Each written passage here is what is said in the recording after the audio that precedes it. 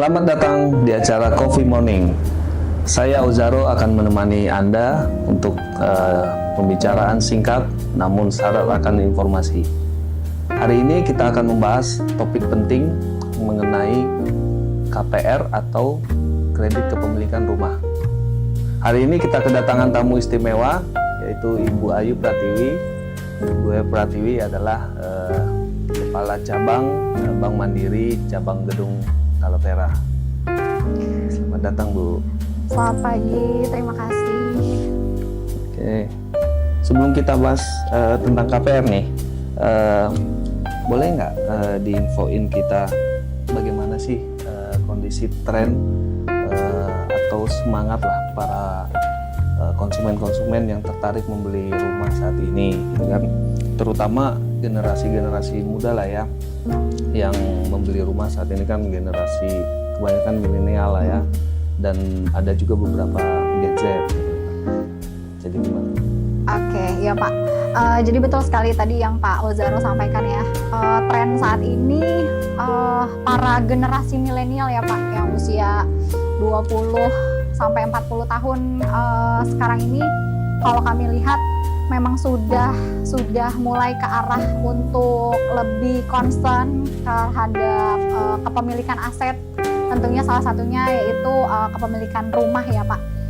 Nah jadi mereka dengan usia, karena mungkin mereka sudah sadar gitu ya, mereka saat ini mumpung masih usia produktif, mereka mulai mau untuk investasi, baik selain dari mungkin kendaraan, nah mereka mulai nih untuk mau invest ke properti gitu. Nah jadinya tapi kalau mereka harus langsung pembelian cash mungkin ya, apalagi untuk di era saat ini nggak mudah untuk langsung pembelian properti dalam bentuk cash. Nah mereka udah mulai nih tanya-tanya, cari-cari ke bank gitu, apakah sebenarnya mereka bisa nggak sih punya rumah tapi dibantu sama bank gitu ya. Bagaimana dengan perilakunya gitu kan, kalau konsumen-konsumen atau calon pembeli rumah gitu ya, apa sih yang mereka tertarik tuh kebanyakan? Apakah harganya, tenornya, atau lokasi mungkin, atau mungkin tertarik dengan DP-nya, jumlah DP gitu? Kalau sepengalaman Ibu yang sekarang ini gitu, trennya seperti apa sih? Orang banyak tertarik. Kalau sekarang sih memang ada banyak faktor ya Pak, faktor yang jadi pertimbangan mereka untuk pemilihan properti gitu, aset yang mereka mau beli. Ya pasti yang tentunya mungkin skala prioritasnya adalah lokasi.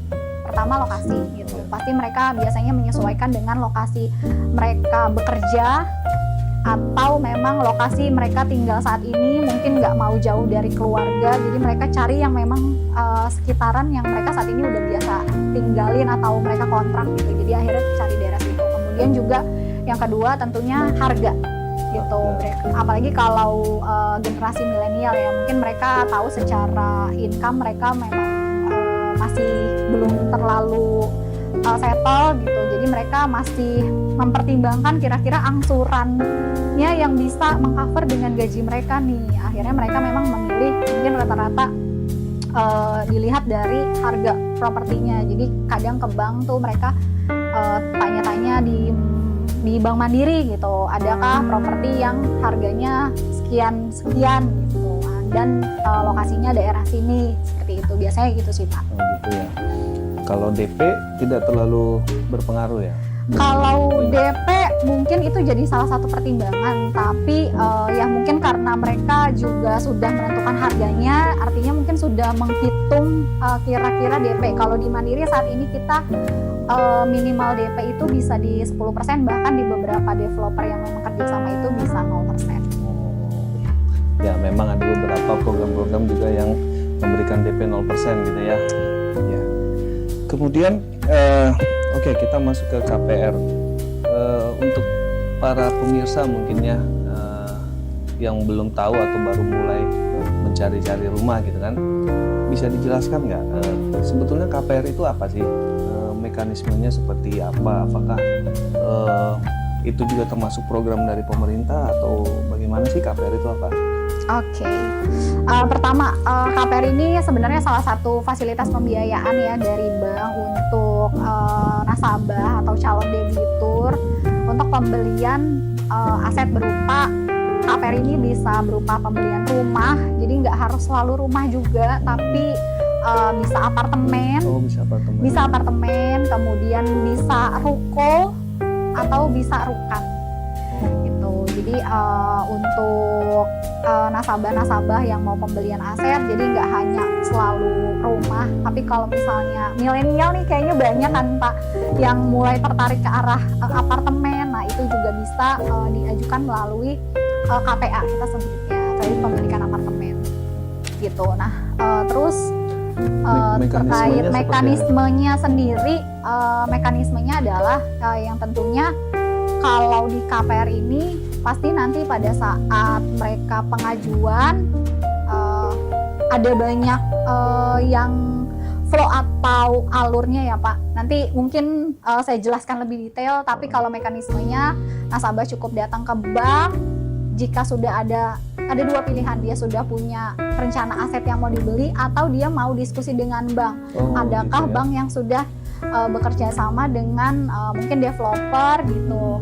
Kemudian nanti pada saat proses pengajuan kita cek jika memang itu sudah approve, nanti akan ada proses dengan notaris, kemudian nanti tinggal serah terima dan sertifikatnya tentunya nanti akan diagunkan ke bank. Sertifikat asetnya. Menarik ya. Oke, kalau KPR Bank Mandiri sendiri kan udah banyak dikenal orang lah ya. Jadi mungkin Bu Ayu bisa jelaskan sedikit KPR Mandiri itu bagaimana sih keunggulannya, apa yang saat ini sedang dipromokan gitu lah ya. Oke. Kalau dari Mandiri sendiri saat ini ada cukup banyak program KPR yang berjalan. Jadi kalau saya jelaskan sedikit, jadi di Mandiri sendiri kita bisa ada beberapa jenis pengajuan KPR. Yang pertama untuk KPR new booking, artinya ini primary gitu ya. Primary ini artinya pembeliannya melalui developer yang sudah bekerja sama dengan Bank Mandiri. Kemudian ada juga KPR secondary, jadi artinya nggak selalu rumah yang dikerja sama oleh developer, tapi rumah misalnya Pak Uzaro mau beli rumah di sebelahnya, rumah tetangga, itu juga bisa itu pakai ya, KPR secondary. Atau kita ada KPR take over, jadi kalau teman-teman di sini sudah punya fasilitas KPR di bank lain, kemudian sudah floating mau di take over ke Bank Mandiri agar rate-nya berubah menjadi rate fix lagi, itu juga bisa kami bantu proses. Dan satu lagi juga kita ada namanya KPR multiguna. Jadi kalau buat teman-teman yang misalnya mau rencana renovasi rumahnya mau, biasanya kan kalau udah jalan 3-5 tahun rumah ada aja nih yang perlu direnov atau mau ditingkat gitu ya. Nah ini bisa juga dengan mengagunkan sertifikat rumah, kemudian nanti akan dapat fresh fund dari Bank Mandiri. Oh begitu ya. Kalau misalnya rumahnya sedang KPR, apakah bisa juga multiguna juga?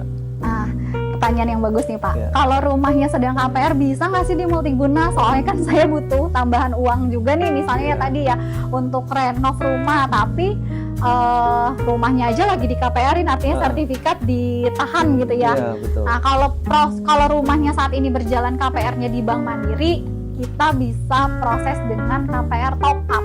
KPR top up. Iya, jadi di top up, Bapak punya fasilitas berjalan, nanti tinggal kami top up. Kira-kira dari harga rumahnya ini masih ada kelonggaran berapa sih untuk di top up? Tapi kalau KPR-nya di bank lain bisa nggak sih Bu multigunanya di Mandiri? Bisa juga. Nanti kita pakai yang tadi saya sebutin di awal, ada KPR take over. Nah, tapi take over-nya nanti bukan hanya take over, tapi take over top up. Karena kan tadi mau multiguna karena butuh dana fresh ya gitu. Nah nanti kita take overnya take over top up. Jadi di bank existing katakan sisa pinjamannya di 500 juta. Kemudian masih ada kebutuhan sekitar 200 juta. Kita take over top upnya di nominal 700 juta. Wah menarik sekali ya. Oke, nah ini menarik nih KPR Bank Mandiri ya. Untuk saat ini kalau Bank Mandiri itu suku bunganya berapa ya? Dan mungkin kalau ada promo-promo mungkin bagi para pencari aset nih, mungkin bisa disampaikan Bu. Untuk promo bulan Juni tahun 2025 saat ini Bank Mandiri kita sedang banyak banget promo untuk bunga KPR. Start rate-nya ada di 2,6% fix 1 tahun. 2,6%. Start dari 2,6% gitu ya. Terus kita juga ada promo untuk bunga yang saya nggak mau fixnya cuma sebentar, mau fixnya panjang. Kita juga ada fix yang sampai dengan 10 tahun gitu. Jadi kalau pengajuannya tenor 10 tahun, ya nanti akan flat terus sampai 10 tahun gitu. Atau kita juga ada yang untuk bunga berjenjang. Bunga berjenjang. Ya, jadi nanti silahkan dipilih kira-kira ada kebutuhan yang seperti apa pilihan bunganya. Jadi kita ada bunga fixnya 1 tahun, fix sampai 10 tahun juga ada, bunga berjenjang juga ada. Sangat fleksibel lah ya, pilihannya menyesuaikan kebutuhan. Nah, misalnya saya tertarik nih mau KPR, itu syarat-syaratnya apa aja sih? Dokumen-dokumen yang saya harus siapkan gitu kan, dan bagaimana supaya saya bisa disetujui gitu. Oke, kalau persyaratannya yang pertama adalah kalau KPR di Mandiri kita akan tanyakan dulu saat ini yang mau mengajukan sebagai karyawankah atau wira swastakah atau profesional. Profesional misalnya dokter gitu ya, atau dosen, freelancer gitulah bisa juga ya. Betul. Kalau untuk karyawan syaratnya harus karyawan tetap. Jadi kalau misalnya masih kontrak itu belum bisa diproses. Kemudian kalau wira swasta nanti kita akan cek juga wira swastanya apakah sudah punya perusahaan, badan usaha gitu ya, atau masih atas nama pribadi. Tapi dua-duanya tetap bisa kami proses. Yang membedakan adalah jika pengajuannya menggunakan data sudah memiliki saham gitu ya dalam satu perusahaan, artinya nanti kita akan mintakan dokumen-dokumen perusahaan juga. Atau kalau profesional misalnya dokter, itu juga bisa kami proses. Biasanya kan kalau dokter nggak cuma bekerja di satu rumah sakit nih. Iya. Nah, biasanya dia ada rumah sakit A, di klinik A, di klinik B. Dan punya klinik sendiri juga. Nanti income-nya itu bisa kami gabungkan semua. Gitu ya. Oke. Tips-tipsnya nih supaya pengajuan di-approve.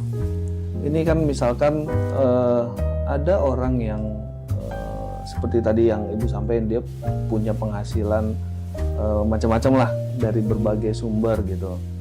Tapi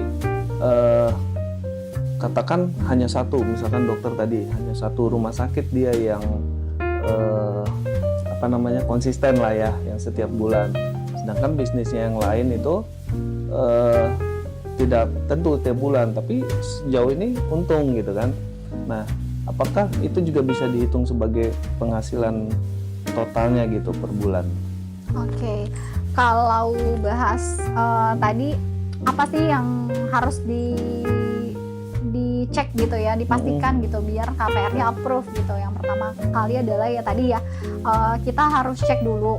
Karena di KPR ini kami ada beberapa verifikasi. Pertama dari verifikasi income, tentunya penghasilan, kemudian verifikasi agunan. Ya, agunan juga itu dilihat gitu. Jadi artinya kita harus memastikan juga jangan sampai si debitur yang membeli agunan ini agunannya nggak marketable. Gitu. Nanti merugikan kedua belah pihak kan. Kasihan yang membeli, misalnya dia ada di kawasan zona hijau gitu, atau dia di bantaran sungai. Nah itu sebenarnya kan jadi bahaya juga ya untuk yang nanti akan membeli agunan itu. Kemudian juga BI checking. Betul. Pengajuan di awal tentunya kita akan mengecek dari BI checking. Dan untuk yang sudah memiliki pasangan, sudah menikah, suami istri, ini nanti akan dicek BI checkingnya kedua belah pihak. Kedua belah pihak. Jadi ya. meskipun yang pengajuan hanya suaminya, tapi akan dilakukan pengecekan BI checking juga untuk istrinya, ataupun sebaliknya. Oh gitu ya. Oke, jadi pertama BI checking harus punya riwayat yang baik lah ya. Betul. Kemudian tentunya kan dari nilai rumahnya gitu ya, dari harga rumahnya ini akan kelihatan nanti berapa cicilannya gitu kan ya. Betul. Nah, sebetulnya nilai cicilan yang aman lah gitulah ya, biasanya itu berapa persen sih dari penghasilan pribadinya calon nasabah gitu? Oke, kalau di Mandiri sebenarnya kita melihat dari tiering juga sih Pak gitu. Jadi kita lihat berdasarkan penghasilannya ini dia di bawah 5 juta atau di atas 5 juta atau dia penghasilannya di atas 10 juta gitu ya. Jadi ada masing-masing perbedaan, dia minimal mulai dari 40% sampai dengan di 60 atau 70% gitu. Nanti karena nggak mungkin juga kita mengakses bisa 100%, artinya nggak mungkin gaji dia 10 juta terus kami akses 10 juta untuk bayar cicilan KPR. Jangan sampai nanti akhirnya mengganggu kebutuhan untuk transportasi, makan, biaya anak sekolah gitu. Jadi kita berlaku tiering, start mulai dari 40% sampai dengan 70%. Oke. Jadi begitu ya. Tentunya sekitar berapa tadi? 30%? 40%. 40%. Oke. Jadi bagi para pemirsa nih, misalnya sudah disetujui KPR-nya, sudah berjalan gitu kan,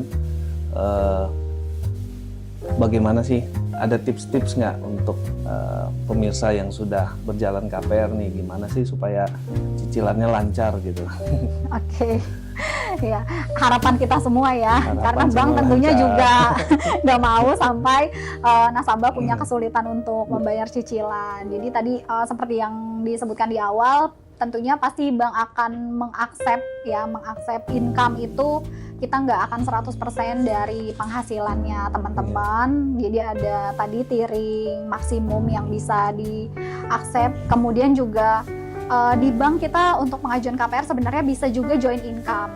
Jadi yang sudah menikah suami istri bisa pengajuannya secara joint income. Nah itu mungkin akan memudahkan juga untuk cicilan ya. Jadi mungkin si suami income-nya di angka 10 juta, istri di 5 juta, artinya jika digabung 15 juta. Artinya dari cicilan juga bisa agak besar karena income-nya digabung. Tapi yang kedua adalah pastikan juga dicoba dicek adalah masa floating, karena ini floating juga salah satu hal yang menentukan gitu, karena biasanya kalau sudah terbiasa dengan bunga fix, kemudian kalau KPR itu kan biasanya ada bunga floating ya, floating di tahun ketiga atau di tahun kelima. Nah biasanya cicilannya lumayan nih perbedaannya, cukup signifikan dari masa fix ke masa floating. Jadi coba diperhatikan pada saat mau pengajuan KPR, dikira-kira gitu kalau mau ngambil rate floatingnya di tahun keberapa yang mungkin mungkin 5 tahun ke depan income saya bisa bertambah sesuai mengikuti bunga floating. Atau kalau misalnya memang nggak yakin dan banknya, terutama di Bank Mandiri ada yang masa fixnya panjang sampai fix di 10 tahun, mungkin lebih aman ambil yang itu ya. Oh gitu ya. Gitu. Jadi kalau yang di bank lain sudah masuk bunga floating, boleh banget nih di take over ke Mandiri, nanti kita bantu proses untuk yang masa fixnya panjang sampai lunas. Menarik sekali ya. Jadi bagi pemirsa yang sudah berjalan KPR-nya, jangan lupa perhatikan, diplanningkan dengan baik lah ya untuk pembayarannya. Mungkin sekarang terasa ringan gitu ya, tapi lihat fixnya berapa tahun gitu ya. Betul. Jangan sampai ketika sudah habis masa fixnya itu tiba-tiba kaget, loh kok tinggi gitu. Jadi memang perencanaan lah ya dan planning, jadi harus nabung juga. Jadi pengeluaran harus diatur-atur nih. Betul. Oke, sekarang nih bagi yang tertarik dengan KPR Bank Mandiri, bisa cari info kemana sih? Oke, kalau yang mau tanya-tanya terkait KPR Bank Mandiri, bisa langsung datang ke Bank Mandiri cabang terdekat mana saja, atau kalau mau coba cek baca informasi bisa melalui websitenya kami di www.bankmandiri.co.id, kemudian nanti klik KPR aja, atau di bmri.id/mandiri-kpr. Oke. Baik, terima kasih pemaparan yang luar biasa ya. Terima kasih sudah hadir di sini juga Ibu Ayu ya. Jadi bagi teman-teman yang tertarik untuk atau punya rencana untuk memiliki rumah gitu ya, atau mungkin keluarga atau pasangan baru gitu yang baru menikah, atau mungkin yang pasangan lama tapi mau punya rumah baru, bisa juga silakan menghubungi ke Bank Mandiri gitu ya, bisa melalui website atau ke cabang Bank Mandiri manapun. Nah, khusus untuk yang di area Pekanbaru nih, bagi ada yang tertarik dengan perumahan dengan desain menarik gitu ya, premium dan berlokasi di pusat kota, namun tetap memiliki nuansa hutan di tengah kota gitu ya, Anda bisa dapatkan itu di Pesona Hutan Asraya. Jadi terima kasih Ibu Ayu sudah hadir. Demikian Coffee Morning kita hari ini. Semoga bermanfaat bagi kita semua. Terima kasih. Terima kasih.